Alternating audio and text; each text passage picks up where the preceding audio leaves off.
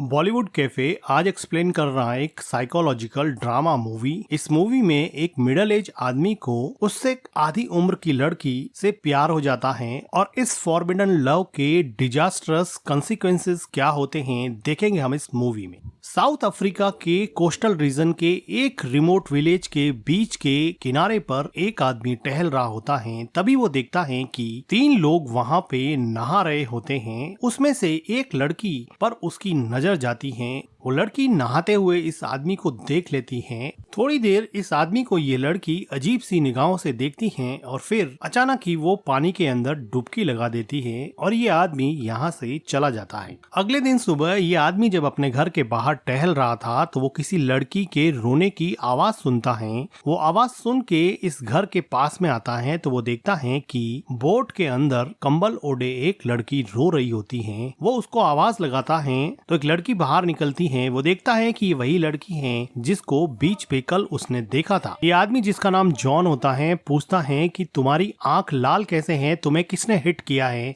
ये लड़की जिसका नाम जैकी होता है कहती है कि ये तुम्हारे काम की बात नहीं है, तुम यहाँ से चले जाओ। लेकिन जॉन कहता है कि शायद आइस लाकर मैं तुम्हारे आंखों पर सेक कर सकूं। तो वो लड़की चिढ़ जाती है और कहती है कि तुम्हें समझ नहीं आता क्या, तुम्हें कह रही हूँ कि तुम चले जाओ यहाँ से और तुम मेरे पीछे ही पड़ गए हो। तो जॉन कहता है कि मैं तो सिर्फ तुम्हारी हेल्प करने की ट्राई कर रहा था, तुम शांत हो जाओ। जैकी यहाँ पर अकेली बहुत ज्यादा रो रही थी और ऐसा लग रहा था कि अब वो किसी पर भी विश्वास नहीं करना चाहती है। जैकी पूछती हैं कि तुम्हारे सर पर ये चोट का निशान कैसे हैं, तुम्हें टाके लगे हुए हैं, तुम्हारा एक्सीडेंट हुआ था क्या। तो जॉन कहता है कि ये तुम्हारे मतलब की चीज नहीं है, तुम कल जिनके साथ नहा रही थी वो तुम्हारे क्या लगते हैं। तो जैकी कहती है कि ये तुम्हारे काम की चीज नहीं है। तो जॉन पूछता है कि तुम्हें मारा किसने है। तो जैकी पूछती है कि हो सकता है कि तुम्ही ने मारा हो, मैं तुम्हें कब से कह रही हूँ कि तुम चले जाओ, अगर तुम अब यहाँ से नहीं गए तो अब मैं तुम्हारे ऊपर ये इल्जाम लगा दूंगी कि तुम्ही ने मुझे पंच किया था और तुम्हारी वजह से ही मैं रो रही हूँ, चुपचाप आप यहाँ से निकल जाओ। जॉन कहता है कि मैं तो तुम्हारी हेल्प करना चाहता था, कुछ आइस लाके तुम्हारी आंखों पे सेक कर देता, तुम्हारी आंखें ठीक हो जाती। हो सकता है तुम्हें पैसों की जरूरत हो, मैं तुम्हें कुछ पैसे दे सकता हूँ। तो जैकी उसको कहती है कि अगर देना ही है तो मुझे पास की दुकान से वाइन की बोतल लाके दे दो और $500 भी मुझे दे देना, मैं यहीं पे रहूंगी,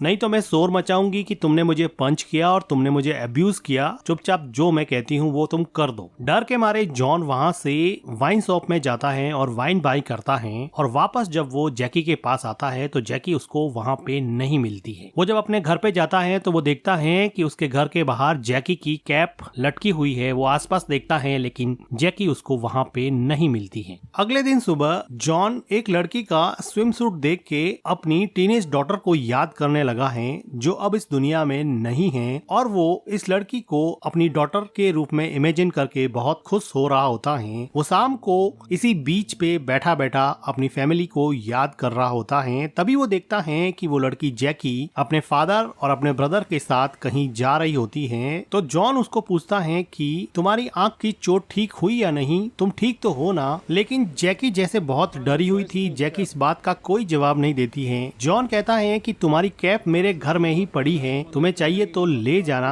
जैकी को अनजान आदमी से बात करते हुए जैकी के फादर जैकी को पूछते हैं कि ये कौन है और तुम इसको कैसे जानती हो। लेकिन जैकी ऐसा लग रहा था कि अपने फादर से बहुत डरती है और वो उनको कोई जवाब नहीं देना चाहती। उसी रात को जैकी के फादर जॉन के घर पे आते हैं और उसको अपने घर पे डिनर के लिए इनवाइट करते हैं क्योंकि उनको जैकी ने बता दिया था कि जॉन ने उसकी हेल्प करने की कोशिश की थी। इसलिए जैकी के फादर ने जॉन को यहाँ पर डिनर के लिए इनवाइट किया था। जैकी के फादर जैकी को कहते हैं कि अपने ब्रदर को बुला के लाओ। जैकी अपने ब्रदर को डिनर के लिए बुलाती हैं और ये सब मिलके यहाँ पे डिनर करते हैं। जैकी के फादर बहुत ज्यादा ऑर्थोडॉक्स होते हैं। वो डेस्टिनी और भगवान में बहुत ज्यादा विश्वास करते हैं, इसलिए हर चीज को वो भगवान के भरोसे ही छोड़ देते हैं। डिनर टेबल पर जैकी का भाई अपने खाने से मस्ती कर रहा होता है तो उसके डिसिप्लिन्ड और ऑर्थोडॉक्स फादर को ये सब पसंद नहीं आता है तो वो उसके भाई पे चिल्लाते हैं। जैकी अपने फादर के गुस्से को देख के बोलती है कि तुम हमेशा हमारे ऊपर चिल्लाते क्यों रहते हो, हमेशा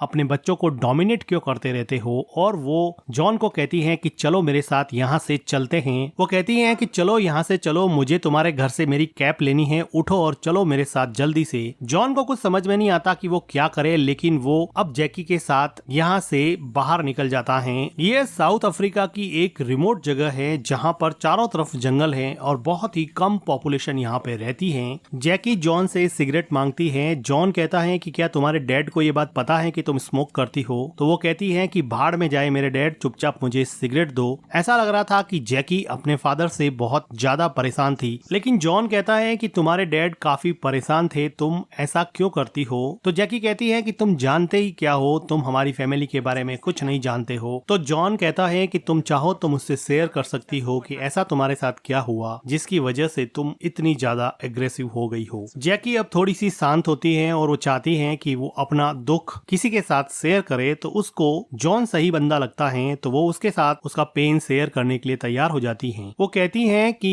कुछ महीनों पहले हमारे घर में चोर घुस आए थे और चोरों ने चोरी करने के साथ साथ मेरे साथ जबरदस्ती करना भी शुरू कर दिया। जब वो मेरे साथ जबरदस्ती कर रहे थे तो मेरी मॉम ने रजिस्ट किया और मेरे मॉम के रजिस्ट करने की वजह से उन चोरों ने मेरी मॉम को गोली मार दी। तब से ही हमारी फैमिली काफी परेशान है। और जैकी ये सब सुनाते सुनाते बहुत ज्यादा इमोशनल हो जाती है। जैकी जॉन के सर पे चोट देखती हैं, तो वो पूछती हैं कि तुम्हारे सर पे ये चोट कैसे लगी, क्या हुआ था तुम्हारे साथ? तो जॉन उसको बताता है कि एक बार वो अपनी वाइफ और अपनी डॉटर के साथ ड्राइविंग के लिए जा रहा था, तो उसकी आंख लग गई। उसको ड्राइविंग करते करते नींद आ गई, जिसकी वजह से उसकी कार खाई में जा गिरी और उसकी वाइफ और उसकी डॉटर की इंस्टेंटली डेथ हो गई और वो काफी चोटों के बावजूद भी बच गया। वो कहता है कि वो अपने आप को कभी माफ नहीं कर पाएगा कि उसकी वजह से उसकी डॉटर और उसकी वाइफ की डेथ हो गई। जैकी जॉन की कहानी सुन के बहुत इमोशनल हो जाती है और जॉन के साथ इसकी बॉन्डिंग थोड़ी बढ़ जाती है।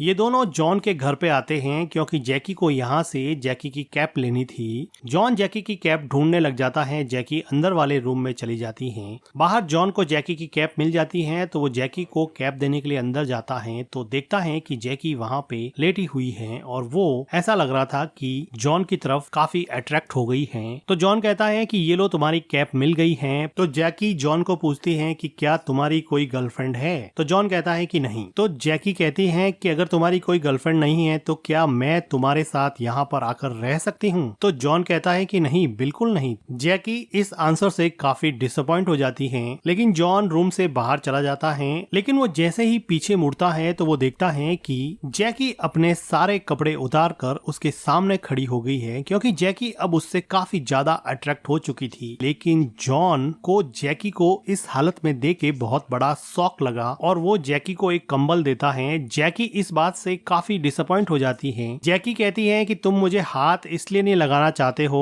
क्योंकि मेरे साथ रेप हुआ है, मेरे साथ जबरदस्ती हुई है, इसलिए तुम मुझे हाथ नहीं लगाना चाहते हो ना। जैकी इस बात पे रोने लगती है और वो कहती है कि तुम्हें पता है कि उस दिन मैं बोट में बैठी बैठी रो रही थी, मुझे आंख पे किसी ने पंच कर दिया था। वो मेरे डैडी थे, मेरे डैड ने ही मुझे पंच किया है। मेरे डैड काफी अब्यूजिव है और बहुत बार मुझे मारते भी हैं। इस बात पे जॉन को जैकी पे काफी तरस आता है, क्योंकि वो ऑलरेडी उन रॉबर्ट्स की जबरदस्ती का शिकार थी, जिसकी वजह से वो ऑलरेडी टूट चुकी थी। वो जैकी को जाकर हग करके उसको कंसोल करने की कोशिश करता है। तो जैकी को ऐसा लगा कि अब जॉन मान गया है, तो वो फिर जॉन को किस करने लग जाती है। लेकिन जॉन उसको रोकता है और उसको कपड़े पहना के अपने घर जाने के लिए कहता है। जैकी पहले तो जाना नहीं चाहती, लेकिन इंसिस्ट करने पर जैकी को जॉन के घर से जाना ही पड़ता है। अगले दिन जैकी अपनी मेड को लेके जॉन के घर पे आती है और जॉन से उसके बिहेवियर के लिए सॉरी बोलती है। थोड़ी देर बाद में मेड वहाँ से चली जाती है। तो जैकी जॉन को कहती है कि मैं कल के लिए बहुत शर्मिंदा हूँ, प्लीज मुझे माफ कर दो, मैं ऐसा फिर कभी नहीं करूंगी। तो जॉन जैकी को माफ कर देता है। तो जैकी कहती है कि चलो हाइकिंग पे चलते हैं, यहाँ पर बहुत अच्छी हाइकिंग साइट है। अब ये दोनों हाइकिंग के लिए निकल जाते हैं। जैकी अपने पास्ट में हुई जबरदस्ती की वजह से परेशान थी और जॉन अपनी फैमिली के साथ हुए एक्सीडेंट की वजह से परेशान था। ये दोनों अकेले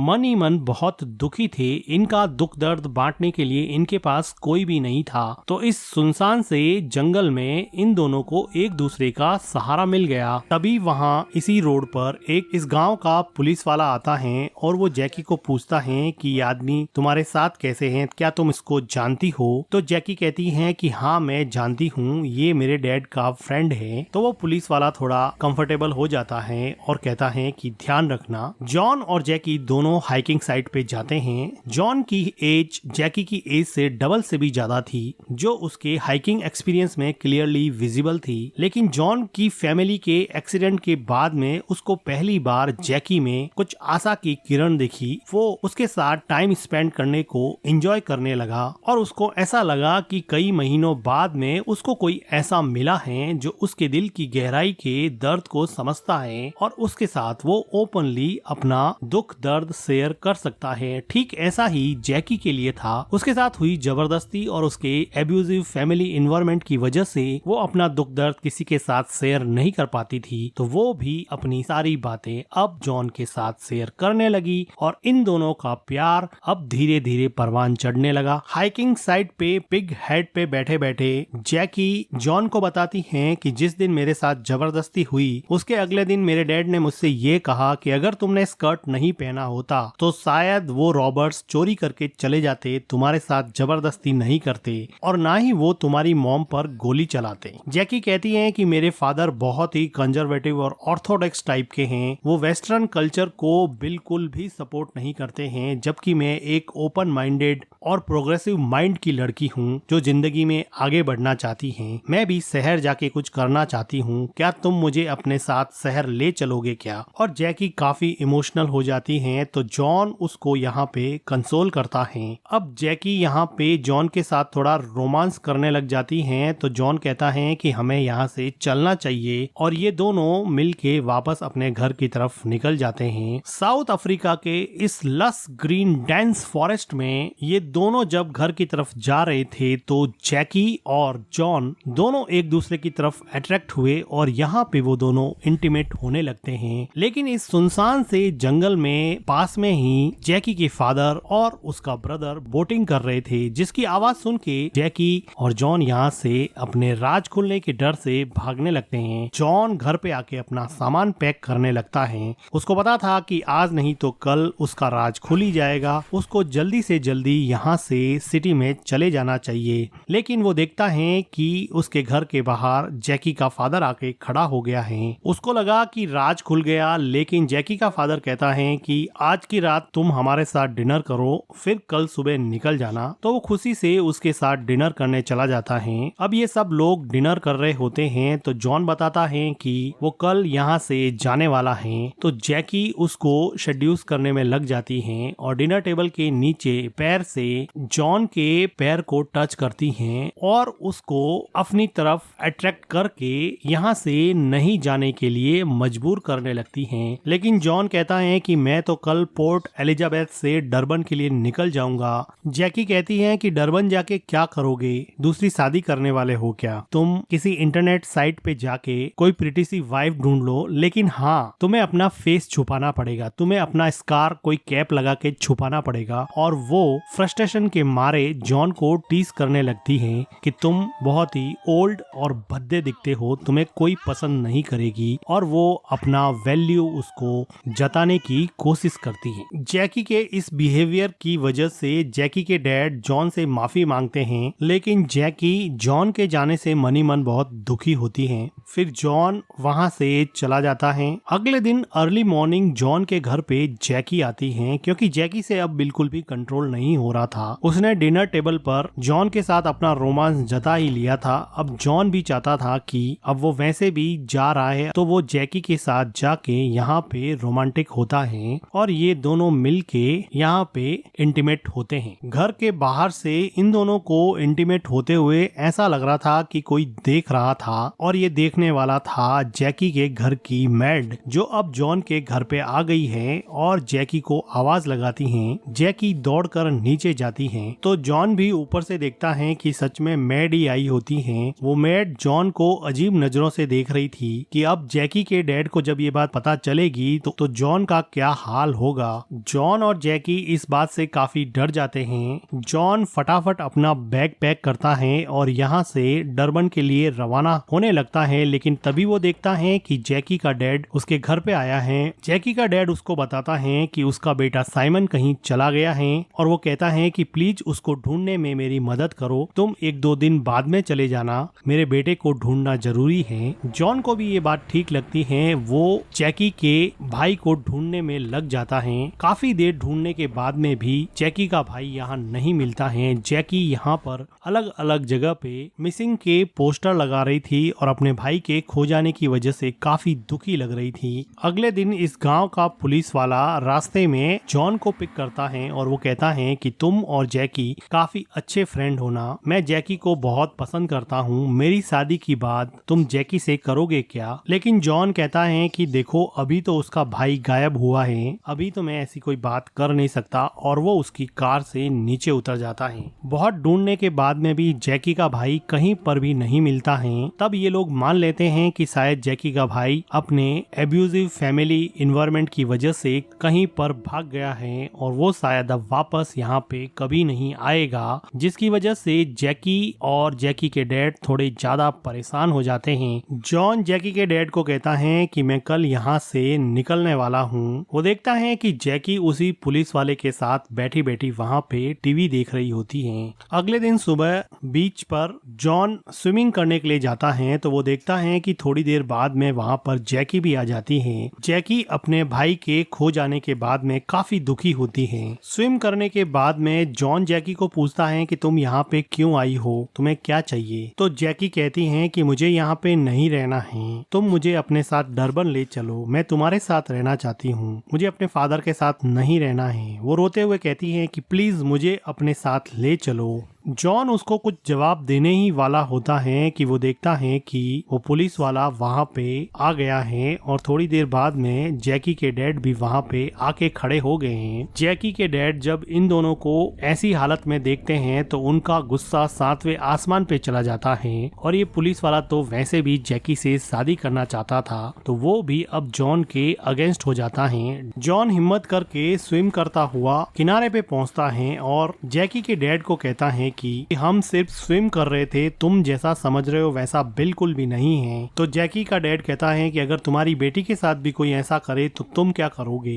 तो जॉन कहता है कि ऐसा कुछ नहीं है, मुझे कपड़े लेने दो। इस बात पे पुलिस वाला गन निकाल देता है और जैकी का डैड एक डंडा उठाता है और डंडे से जॉन के मुंह पे अटैक कर देता है, जिसकी वजह से जॉन को काफी चोट लगती है और अब जॉन जंगल के रास्ते अपने घर की तरफ भागने लगता है। भागते भागते वो घर पहुँचता है। वो देखता है कि उसका गेट खुला हुआ है और सामने एक बबून बैठा हुआ है। तभी जैकी के डैड आ जाते हैं और जॉन और जैकी के डैड में काफी फाइट होती है और ये दोनों एक दूसरे को लड़ते लड़ते लहूलुहान कर देते हैं। तभी जैकी के डैड पे बबून अटैक कर देता है और बबून के इस अटैक की वजह से जैकी के डैड को हेड और नेक में सीरियस इंजरीज होती हैं। जॉन को पता था कि ये बबून बहुत वायलेंट हो सकते हैं, इसलिए वो अब बबून को मारना ही बेहतर समझता है। वो एक स्टिक उठाता है और बबून को मार डालता है। तभी वहाँ पे जैकी और वो पुलिस वाला आता है और यहाँ पे ये हालात देख के जैकी बहुत घबरा जाती है। जैकी जॉन की हालत देख के भी सहम जाती है। वो पुलिस वाला जैकी के घायल डैड को बाहर लेके जाता है। जैकी भी घर से बाहर जाती है और जॉन भी उनके पीछे पीछे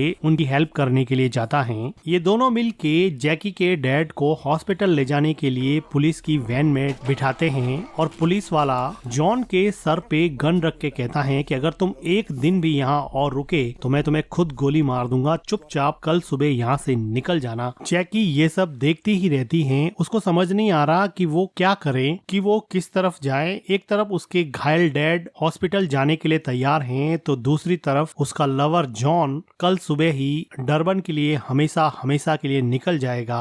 जैकी के लिए ये सिचुएशन काफी डायलेमेटिक थी। वो काफी देर तक जॉन की तरफ देखती हैं। वो चाहती तो थी कि वो जॉन के साथ ही चली जाए, लेकिन अपने फादर को इस हालत में छोड़ के वो जाना नहीं चाहती थी। तो वो उलझे मन से रोते हुए अपने फादर के साथ पुलिस की वैन में बैठ जाती हैं, जिसको अब जॉन भी सपोर्ट कर रहा होता है, क्योंकि वो तो ऑलरेडी मैच्योर था और उसको पता था कि यही जैकी के लिए ज्यादा सही होगा। जैकी और जैकी के डैड गले मिलके बहुत रोते हैं और रियलाइज करते हैं कि दोनों का रिलेशन और दोनों के बीच में प्यार कितना ज्यादा जरूरी है। एक दूसरे पर पर थोपे गए रूल्स और रेस्ट्रिक्शंस आदमी के रिलेशंस को बर्बाद कर सकता है। फ्रीडम और लिबर्टी के लिए तो इंसान जीता ही है, अगर उस पर ही कोई पाबंदी लगा दे तो पिंजरे में बंद पक्षी और रेस्ट्रिक्शन में बंधे इंसान में क्या ही फर्क रह जाएगा। जैकी का मन अभी भी कुछ हद तक जॉन में ही अटका हुआ था। वो जॉन के साथ जाना चाहती थी, जॉन भी यही चाहता था, लेकिन जिंदगी इतनी आसान चॉइस कहाँ देती है। इतनी आसान तो जिंदगी है नहीं। जिंदगी तो एक कांस्टेंट स्ट्रीमिंग पेन है। आप एक सॉल्व करोगे तो दूसरा मिल जाएगा, दूसरा सॉल्व करोगे तो तीसरा मिल जाएगा। और इसी के साथ ये मूवी एंड हो जाती है। मूवी का एक्सप्लेनेशन अगर आपको अच्छा लगा हो तो वीडियो को लाइक कीजिएगा, हमारे चैनल को सब्सक्राइब कीजिएगा and thank you for watching.